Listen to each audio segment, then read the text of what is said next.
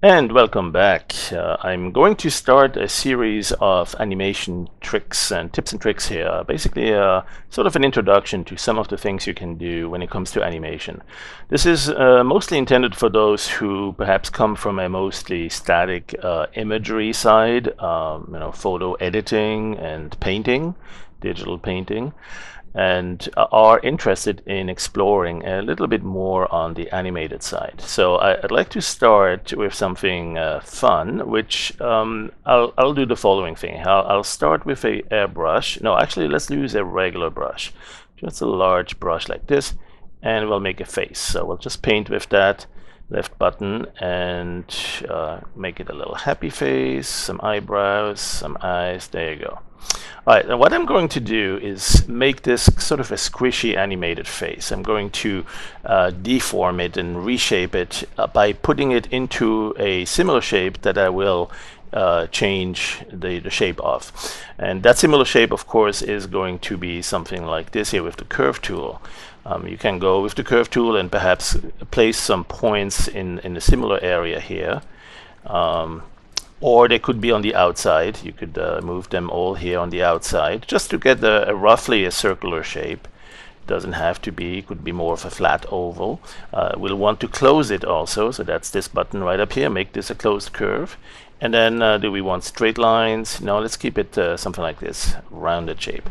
All right, now what I need is to pick this existing face up as a texture, or as a brush actually. So what I'll do is to create a mask that contains the outline of that face and is limited to that, and then it contains everything on the inside also, but as an opaque selection. So let's go do this. Let's go first of all use the magic wand.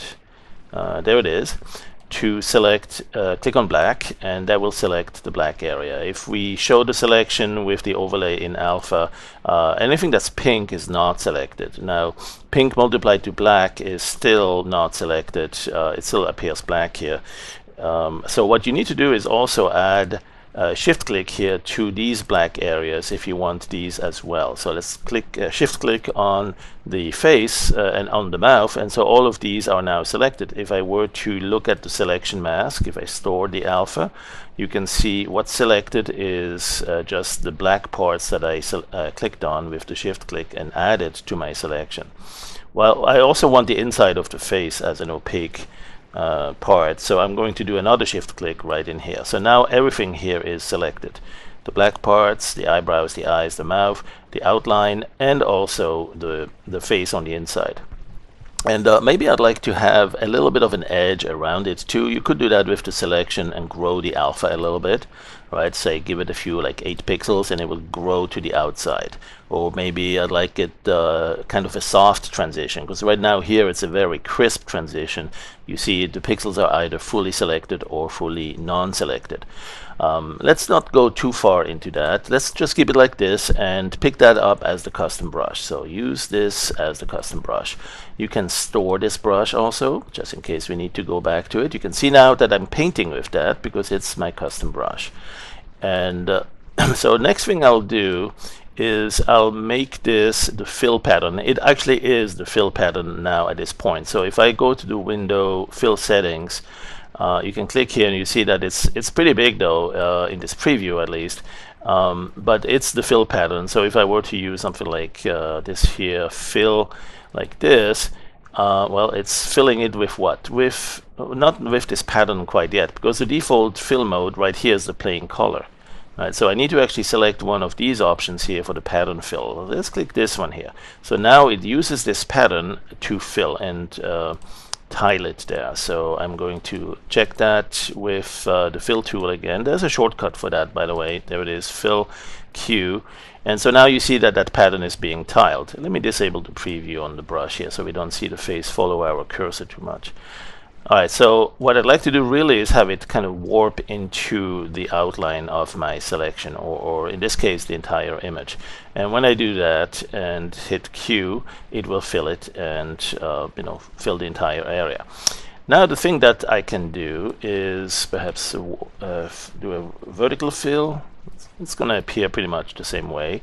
There's a warp fill both, not much different there still. All right, let's stay with the warp horizontal for now, or warp fill vertical. There it is. Now, so what if I have a selection, or even just a something like this here? I'll go and fill it right in here. What it's doing is it's warping the brush image into whatever that area is that I'm telling it to fill. So let's say, for instance, I'm drawing a new shape, something like, oops, not this one here. I need to select a new brush, like let's say the airbrush in this case. Let's go clear, and let's say I'm drawing a box, right? And then I'm picking this brush. Actually, this is the custom. I don't even have to pick this brush anymore. This is the fill tool right now, and I'm going to warp fill, and I'm using the fill tool right in here. And so you can see it's pushing or squishing this face right in there. Let's undo that and do it with the horizontal. They're all going to have a slightly different appearance, but they're going to be good and really fun to play with. So let's do one more here. All right, so what if that shape was something like an oval? All right, so if I'm going here to, again, the airbrush, just to get an idea of where what the shape is, let's say I'm doing something like a flat oval, like so, and now I'm using, again, still the pattern fill. Let's go with the fill tool right in here. You'll see it squished down. And what, on the other hand, if I'm drawing something like, oops, wait, this is still the fill tool. Let's go back to the brush tool. If I'm drawing a very vertical shape, let's make it even thinner. Let's see, so something like this. Then, and now I'm using the fill tool in there. We can go fill like this. Bingo, it's going to squish it, right? So the thing I'm trying to do is do an animation of that, where the face is going from a wide to a narrow and back to a wide shape. So here's how we do that. We'll go to the this one here, the curve tool, right? And with the curve tool, you can see I already had one in here. I'm going to redo that. Let's kill all these points and start across from new. So here we have, let's do one point here, another one here. Initially it's a straight line, and this one's a closed curve. We can uncheck this if you want it initially as an open curve, but we will want to close it. So let's close right here and make sure it's not a straight line but a smooth line, and then you can also grab these points and reshape them, reshape that curve, right? And so the idea now is that we want that curve to be the guide for where to fill our face into this, and not just this once. I mean, we could do this right here. There's an option right there to fill the shape with the current fill settings, and bingo, it will fill it right in there. Now, so the fill settings are going to control what that actually looks like. And if we say, let's do it just a pattern fill, and click here, you'll have that pattern being tiled in there and kind of limited or cut or trimmed to the outline of the shape. If you do a warp fill horizontal, it's going to look like this. If you're doing a warp fill vertical, it's going to look a little bit different. And then the warp fill both is going to be like this. All right, let's stick with this one here, for instance. And if I'm now changing the shape like so, moving this point here, and again do a fill right there, you see it's squishing it to that. And so what I'd like to do is basically turn this into an animation. Maybe I'll have it really flat. Oop, there's a new point introduced here. You got to be careful that you really click the existing points, otherwise it's inserting a new point, which is great when you want it. That's exactly you know, a nice workflow to make it go fast. So let's say I have this shape here. Let's erase and fill, and so you'll see that. So what I'm going to do now is actually create an animation initially from a blank, and let's go restart that curve. So let's create an animation and say create 30 frames, right? So we have now 30 frames. They're all blank, all identical, and I'm going to simply add a few points. 1, 2, 3, 4, 5, 6. All right, so we got 6 points, and that will be our starting shape. And let's go and under the rotor tools here, go and create a keyframe for that, right? And we see that it's a keyframe. And then as we scrub through that, we don't have any other keyframe yet, but let's go to the end of the animation on this scroll bar here. There's a keyframe automatically set at the end here, but we want to make sure it is recorded to this same position as the starting one. That's going to allow us to do kind of a looping animation. So let's make sure we do and create a keyframe here.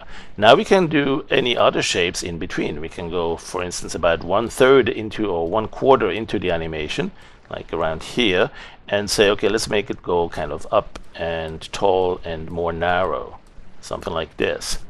And the next, so we'll record this one also, of course, keyframe, and then let's go to this one here, perhaps about halfway into the animation, and we go like this and reshape it kind of to a flat one, perhaps a little bit more down, and keyframe. Let's not forget to keyframe that. So we now have a few more keyframes. Let's do one more right here. Actually, you can see already what's happening here. It's animating those positions across the keyframes. Let's do one more here. Let's do a really odd one. Let's maybe a butterfly shape here, like this one down, this one up, this one down, this one up. That will be a really squishy shape here. Let's go and Roto Tools keyframe that too. Alright, so we have now a shape that goes from here and comes back to the same shape. So the start and the end shapes are the same, but in between it's doing all sorts of funky stuff here. So now what we'll do is tell it to render the animation across that. You could do this manually one by one. You could go and say, okay, let's render it right here, and then go to the next frame and then render it right here. And you see it keeps shaping and adjusting and squishing it into that shape there. All right, but I mean, that's tedious. You don't want to do that manually and miss a few.